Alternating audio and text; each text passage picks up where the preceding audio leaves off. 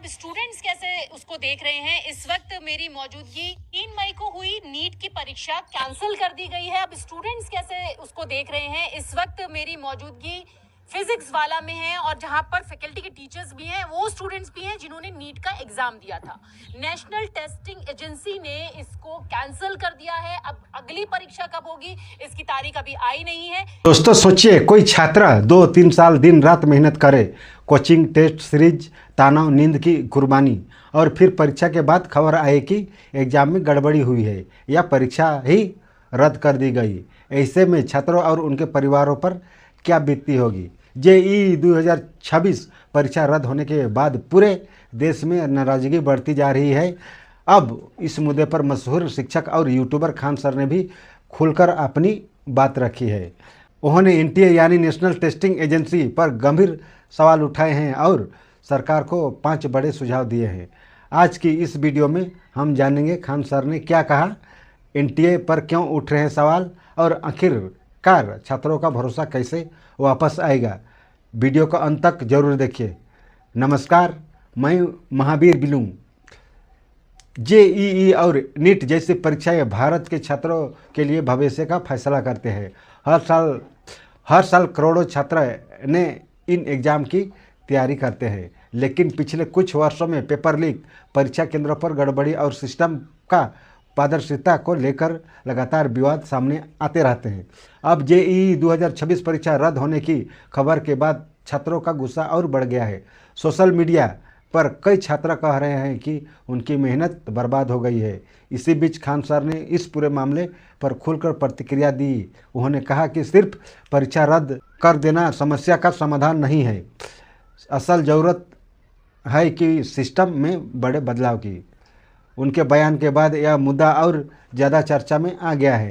ये लाखों बच्चों के जीवन के साथ खिलवाड़ है, उनका कॉन्फिडेंस तोड़ा जा रहा है। और सबसे दुर्भाग्य बात क्या है, बात पता है, 2 साल पहले 2024 में भी सेम घटनाएं हुई थी। सीबीआई इंक्वायरी हुई, कुछ नतीजा नहीं निकला, जिसका ये मनोबल बढ़ गया। फिर इस बार किया उन्होंने। लाखों बच्चों का भविष्य खराब होता है इससे, और कॉन्फिडेंस खराब हुआ अलग। और आपको सबसे अद्भुत बात क्या लगेगी, इसकी जानकारी किसी एजेंसी ने नहीं दिया, बल्कि इसकी जानकारी सबसे पहले बच्चों ने सरकार के पास पहुंचाई कि हमारा पेपर लीक हो गया है, देखिए यहाँ पर। गवर्नमेंट की जो एजेंसी है उन्हें ये पता चलना चाहिए यहाँ पे। तो हमने जो एजेंसी को दे रखा है ये पेपर लीक, ये एग्जाम कराने के लिए, ये समझ में नहीं आता इन्हें पेपर कराने के लिए दिया गया या लीक कराने के लिए। एनटीए को दिया गया, नेशनल टेस्टिंग एजेंसी। उसका नाम होना चाहिए नेवर ट्रस्टेबल एजेंसी। मतलब आप समझिए, 10 रुपए का बच्चों का जो डाइपर और पैम्पर्स आता है ना, हगीज उन सबों का, वो लीक नहीं होता, इनका पेपर लीक हो जाता है। इतना घटिया इन लोग की व्यवस्था है। और इसकी जांच किसको देंगे? सीबीआई को। सीबीआई कब कौन से नतीजे पे बढ़िया से उतरेगी, काम से कहाँ जाएगा बच्चों का, ये हम बता रहे हैं। अगर ये सीबीआई को गया ना, बच्चों का एमबीबीएस कंप्लीट होगा, तब तक इनकी जांच चलती रहेगी।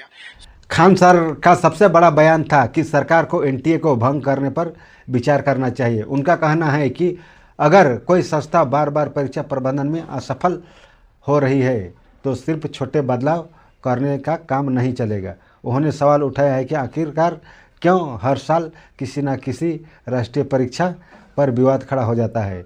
खान सर के मुताबिक लाखों का भविष्य दांव पर है। अगर संस्था भरोसा नहीं दिला पा रही है तो बदलना जरूरी है। अब इस बयान के बाद सोशल मीडिया पर बहस तेज हो गई है। कुछ लोग खान सर की बात के समर्थन कर रहे हैं तो कुछ लोग मानते हैं कि सुधार करके भी व्यवस्था ठीक की जा सकती है।